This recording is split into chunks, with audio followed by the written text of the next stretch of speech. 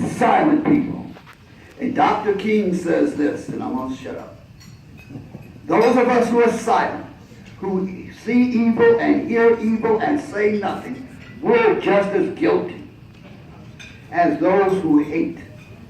So we need to speak up. We need to address our police departments. I tell suburban areas all the time, our communities in the suburbs are not the same. They're not going to be the same tomorrow as they are today.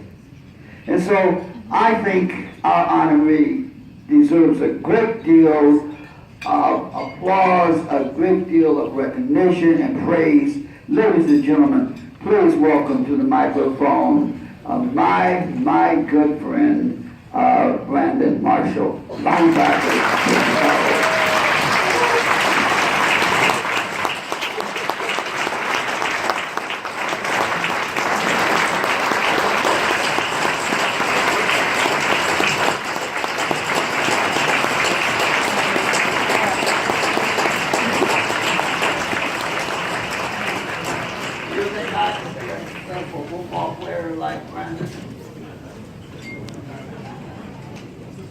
Dr. Martin Luther King Jr. honored for extraordinary courage in promoting understanding and change during challenging times.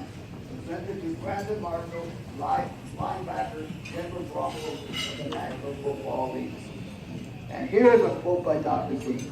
The ultimate measure of a man is not where he stands in moments of comfort and convenience, but where he stands at times of challenge and controversy. Dr. Martin Luther King Jr.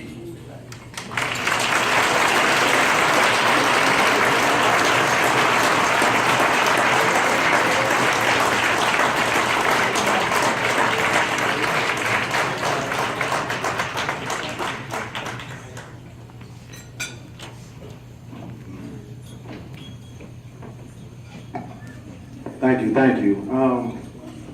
Let me start off by saying that it's tough to get an award in Chicago because y'all have the other brother Marshall. I know it's a bunch of y'all in here, a bunch of y'all that think I'm the wide receiver, but I'm actually the linebacker. I never played for Chicago Bears. I actually have a Super Bowl ring.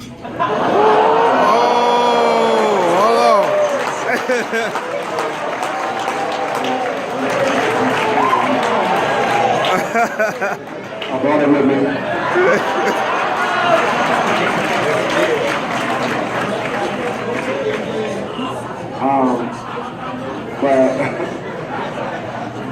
Nah, I mean, no disrespect to the other, but that's my frat brother, so he's a good guy. But yeah. Yo.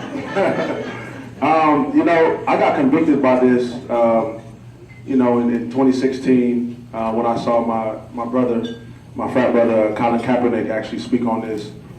And when I saw him speak on it, it kind of hit me hard. And then, I had a decision to make. It was a week before my first game. We was playing on Thursday night, and we were playing the Carolina Panthers. And, I was focusing on the game, but at the same time, I was really focusing on this issue because it really hit home with me. And so what I did, I was literally laying there before the game, and I was trying to, figure out, okay, should I stand or should I kneel? What should I do? And I got to the point where that if I didn't do it, I would have felt ashamed of myself. That's how hard it hit me.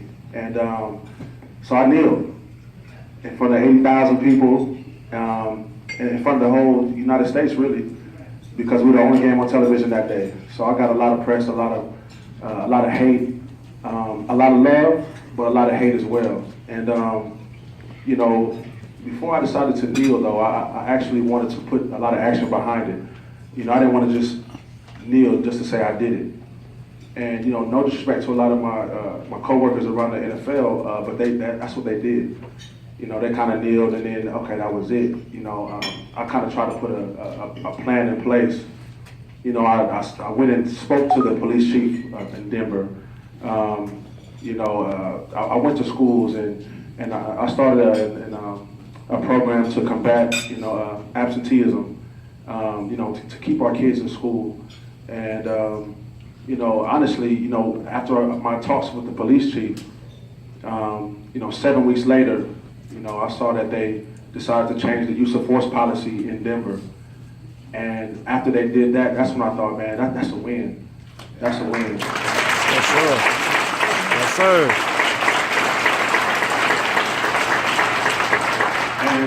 And so, I'm just gonna rewind a little bit. When I first decided to kneel, I lost 2 endorsements. A lot of hate tweets. I got a hate mail. Calling me all kind of derogatory terms. Racist terms.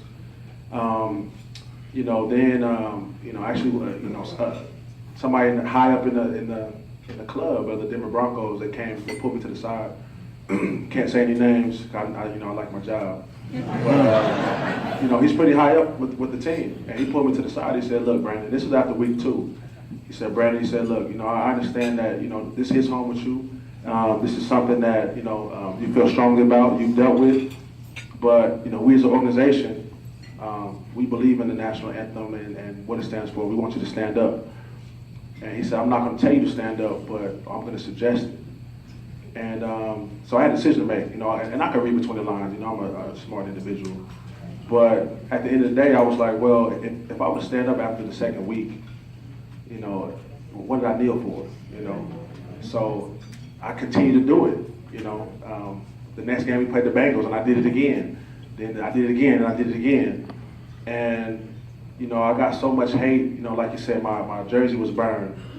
Somebody sent a letter to the facility, with death threats, and I didn't let that faze me. And kind of the silver lining I thought was going to be was when Russell Simmons decided, oh, we're going to pick Brandon up. We're going to pick Brandon up.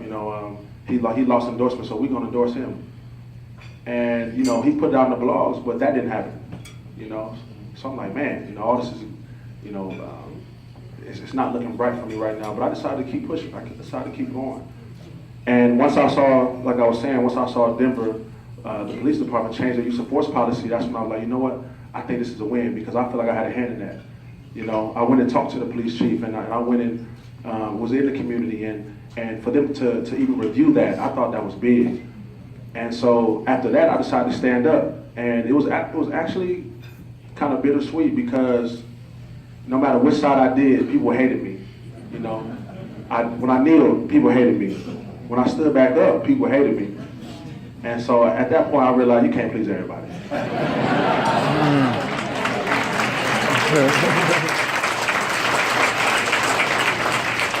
But I'm gonna wrap it up. I can get long-winded, but I just want to say that I definitely appreciate everybody here, and this award means a lot to me.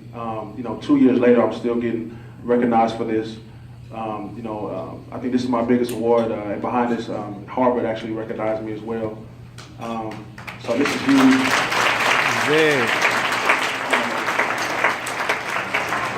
I thank God for all my talents and for everything He's blessed me with, my great family, my great support system, and I give Him all the glory all the time. And I just want to say thank you guys, and it's been a blessing. All right.